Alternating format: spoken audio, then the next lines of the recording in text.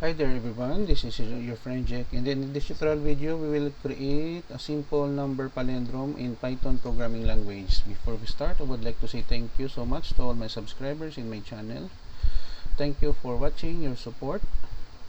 And then if you are new with my channel and then you like this video, please hit the like button. Don't forget to share and please support my channel guys by clicking the subscribe button. So let's get started.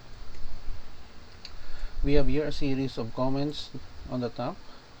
Sharp. The sharp symbol is used to comment in Python. So we have here the title, number palindrome in Python. And then in line number 7, we are asking the user to give a number. Num_val is the variable. Line number 8, if num_val equals num_val colon -1, if it is true, the given number is a palindrome. Else it is not a palindrome. The given number is not a palindrome. And the program. So when we run our program here,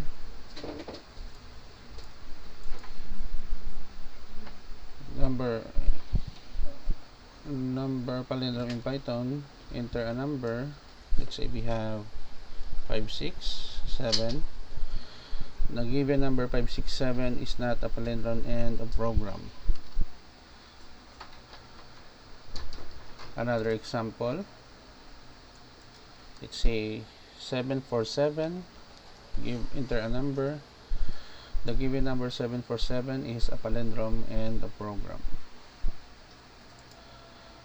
Okay, 987, enter a number. The given number 987 is not a palindrome and a program. 888, the given number 888 is a palindrome and a program. So here we go guys, we have already finished creating number palindrome in Python.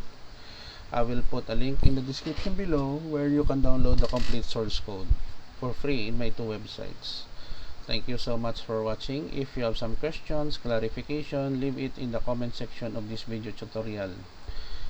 Don't forget to like, share, and please support my channel if you are new by clicking the subscribe button. See you in the next video tutorial guys. This is your friend Jake saying bye bye for now.